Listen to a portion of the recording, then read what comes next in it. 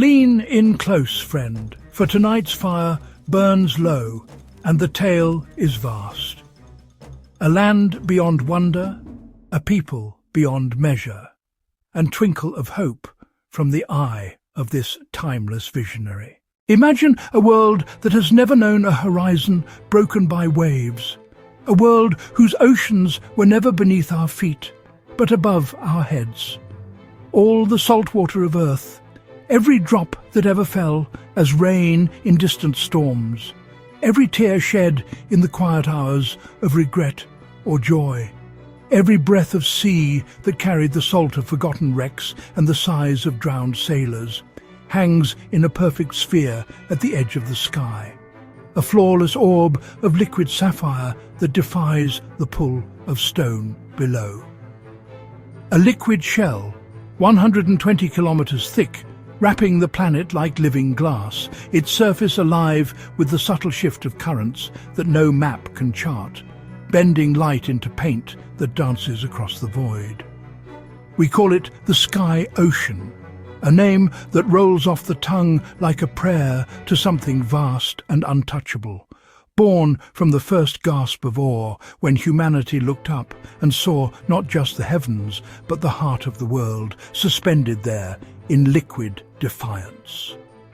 From the ground it appears as a faint blue ring against the eternal black, a slender band that catches the moon's pale light when she is new, turning it to silver thread woven into the night, a quiet reminder that the sky is not empty, but full of secrets we can only glimpse. Touch the air on a clear night, and you might swear you feel its weight, a distant pressure that whispers of depths beyond our reach, of currents that flow without banks, and tides that answer to no moon. At dusk, when the sun sinks behind it, the whole sky ignites in molten copper, the light fracturing through endless layers of water until the heavens seem forged from liquid fire, a blaze that warms the soul even as it reminds us how thin the veil between us and the void truly is. And then the great whales breach. Colossal shadows rise in from the shell like ancient beings stirring from slumber, their songs rolling across the void like distant thunder you feel in your bones, a deep vibration that stirs the dust at your feet and the dreams you thought long buried, echoing with the weight of lives lived in depths no human hand has ever touched. There are no clouds. Water rises as invisible vapor, drawn upward by a balance older than memory until it rejoins the shell. Rain falls, rivers run, lakes glitter in high valleys, but every stream ends long before it reaches the old seabeds. There, stretching from horizon to horizon, lie the salt pans, white as bone, flat as hammered silver, older than any city. The pans are sacred. Salt is life. Every year, when the solar scar drifts farthest south, the caravans set out, slow trains of wagons and pilgrims walking into the furnace to harvest the one thing the sky will not give back freely.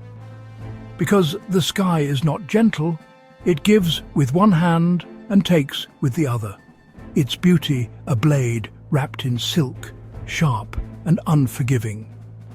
At local noon, when the sun stands directly overhead like a judge passing sentence, the sky ocean becomes a lens, its surface as smooth and unyielding as the eye of fate itself.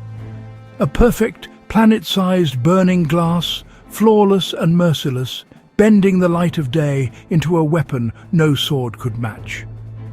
The light focuses into a single white-hot beam, the solar scar, a searing line of fire that cuts the world like a divine quill, its heat so fierce it turns the air to trembling haze and the ground to a canvas of glass and ash. A ring of molten fire that circles the equator, impossible to cross on foot or wing.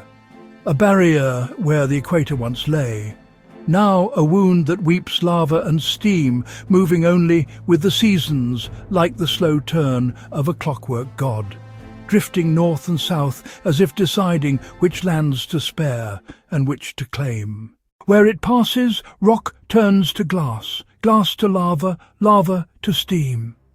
The scar has burned the same path for 10,000 years, carving a glowing canyon of obsidian and fire around the world's waste. Nothing lives inside the scar belt. Nothing can. Humanity has always lived in the two safe bands, 30 to 60 degrees north and south. Our cities move on vast tracks or float on pontoons, forever chasing the temperate seasons, forever fleeing the day the scar will drift overhead.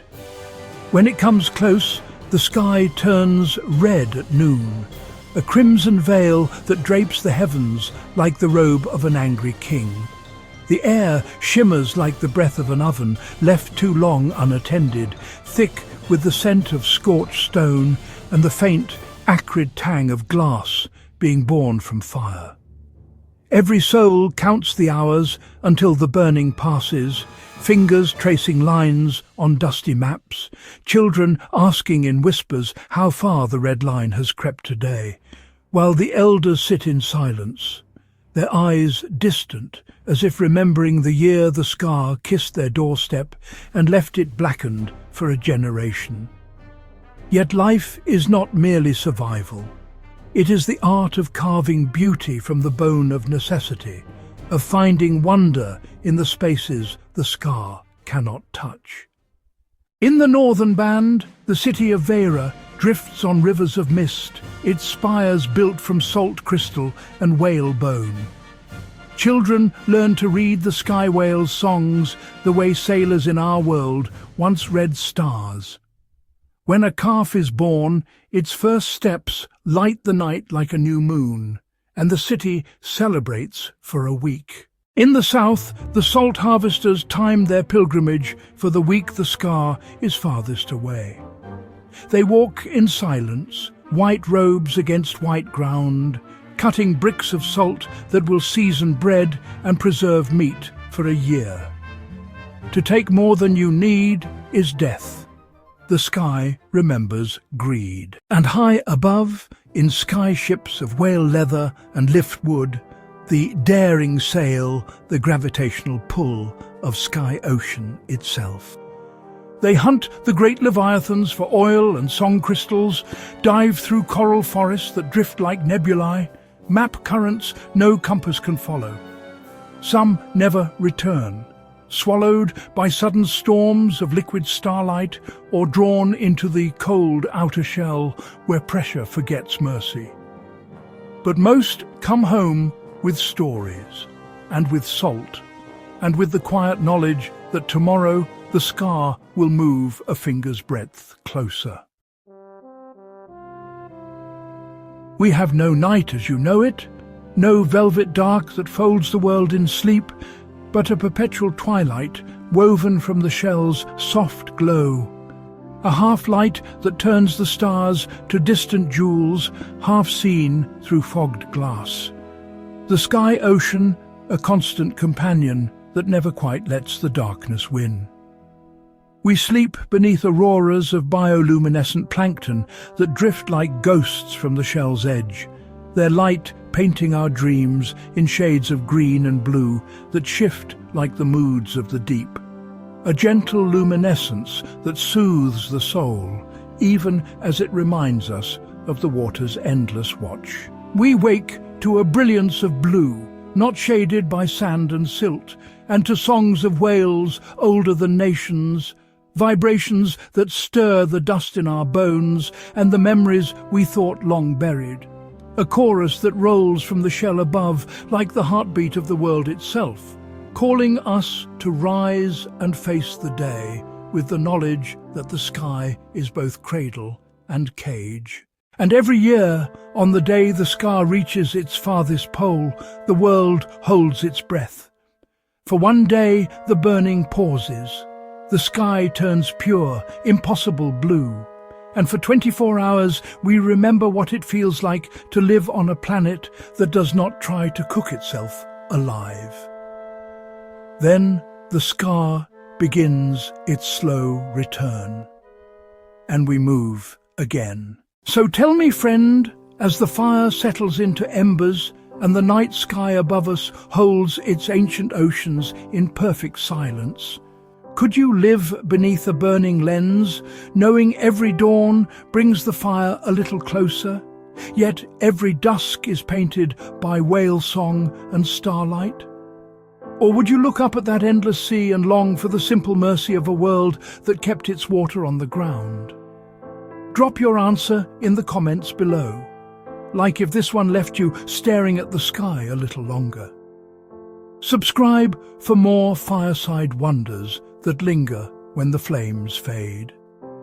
I'll see you next Sunday, while the scar still spares us.